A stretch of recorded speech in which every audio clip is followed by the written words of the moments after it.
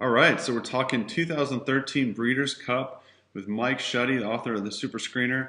I'm Mark Midland, co-founder of Horse Racing Nation and Derby Wars. Mike Shuddy coming to you from the West Coast, also co-founder Horse Racing Nation and Derby Wars. How you doing, partner? Hey, real good, Mark. How are you? Good, good.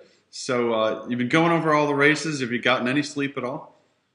No sleep. I've been on an IV drip with caffeine and for the last 2 weeks, and loving every minute of it. Because, as you know, for horse players, we've got Christmas Eve and Christmas Day coming up Friday and Saturday. Oh yeah, some amazing races, huge fields, so tough to separate. That's what makes the Super Screener so important to cut through. And tell us a little bit about how you go about cutting through and separating those contenders from pretenders. Well, I think what's neat is that the screener now has about 15 years of data that's supporting the ultimate screening criteria. And what's really cool, it's unique for each race. So you have about 10 to 12 screening criteria. It's time tested. I think that's the best part.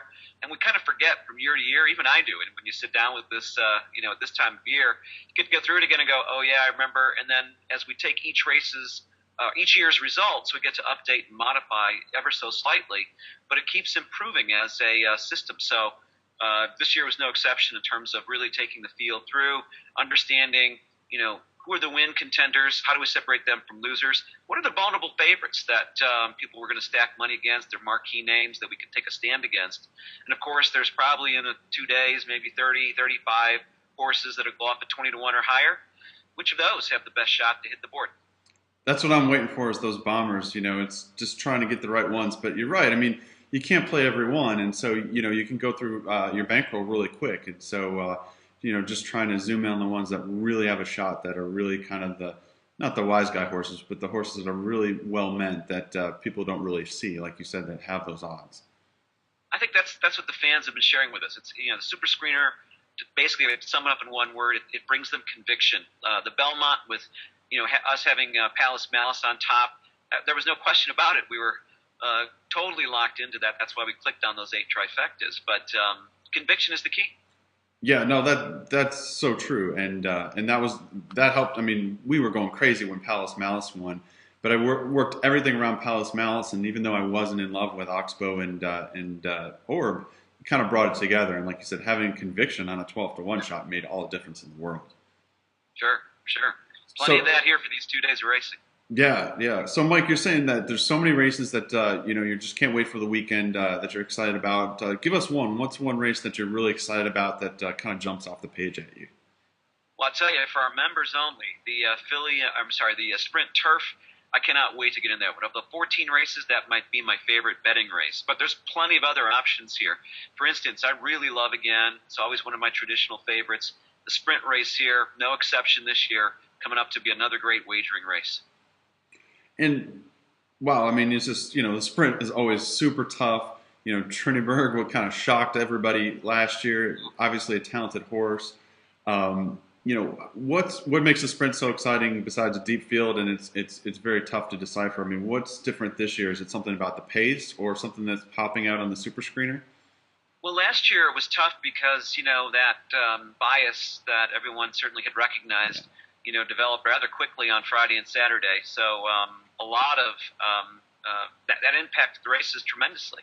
But this year it seems like the track is playing a bit fairer. Let's hope that persists on Friday and Saturday. We're getting a little moisture here in Southern California. That can't hurt leading up to those 2 sunny days. But so I think it's going to play a little bit fairer, which for me, when you get a fair surface and you get, these just blow out of the gate sprinters that are, literally always setting, these incredible paces. Who's going to survive? Who has stamina? Who's in the right form cycle?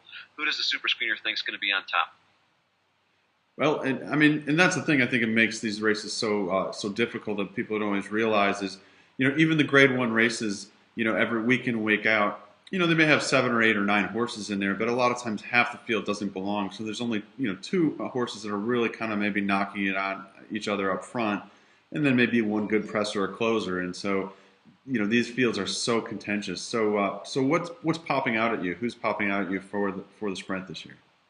Well, as we gave away in an earlier video, I think one thing for certain, we're taking a very, very firm stand against Trinneberg. Now, Trinneberg was in our toss list last year.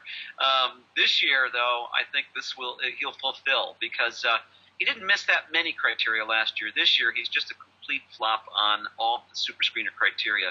I think he meets about 40% maybe. And in this field where you have a ton of horses meeting 80, 70% of that criteria, he's a complete stand against. And he'll go off, maybe 8-1, 7-1, just in the fact that he won the race last year. Yes, definitely. And I saw that you even talked about other horses that didn't meet the criteria. What are one of the long shots that you like in the sprint that you think could really surprise here? Well, I think maybe not super long, but I think Fast Bullet's going to get overlooked a little bit. I think because of that last race, ran up the track. But a little bit longer, if you start understanding that this is a 6-furlong race on a very fast track, not a sloppy surface. This horse has brilliance. It's just that he's obviously been troubled in terms of injuries. So if this horse is right, we might get 10-1 on this horse. And the super screeners move this one up to the number 2 slot when it comes to ranking this field. So I think that one creates a ton of value in a race where I think we're going to get a lot of attention on horses that don't deserve it. Definitely, definitely. And anything else that's from the sprint that really pops out? I mean, it's still 14 horses, very difficult.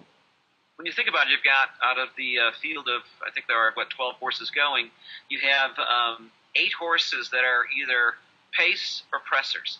That is a ton of pressure and contentious pressure up front.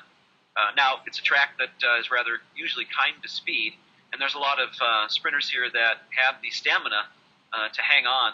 Private Zone is one of those perfect examples when you watch those last replays. Just a gritty horse that, when challenged, just keeps digging in and coming back. Top choice within the super screener for sure. Definitely tough as nails. Definitely doesn't want to get past. Very impressed I was watching his last race at Belmont. What about Secret Circle? That was one that I saw the screener was rated pretty high. I was a little surprised on that. How did he fit in? Yeah, Secret Circle works because one of the criteria, it's the only race, by the way, of the 14 races, where a long layoff or super fresh horses are actually a positive. And here's a horse that's been off for a long, long time, came back, but ran a very usable prep. In other words, didn't run way over the top, didn't create a lifetime top, ran a race that you would expect this horse to run. It just seems like this one's training well, has a lot of move up, and that's what the screener's seeing, is that cycle-wise, this horse looks like he could be every bit as good as he was when we were all watching last year. Awesome, awesome. All right, well, can't wait for the sprint as well as the downhill sprint that you mentioned and several others. So that's all the time we have right now, Mike. So thank you so much for joining us. And the Super Screener is still on sale. You can get it at superscreener.com. And you'll be joining us for some more members-only videos as well? That's correct. We have a couple more lined up, and I tell you, I cannot wait to do some reveals on those 2 races. Oh, what a great 2 days of racing! Going to be some gigantic payoffs. So definitely want to be armed with the best information that you can get to nail those big juicy payoffs on Breeders' Cup Day. So find it at superscreener.com. And Mike, thanks for joining us. You bet. Let's go for that score of a lifetime. All right. Thanks. Thanks.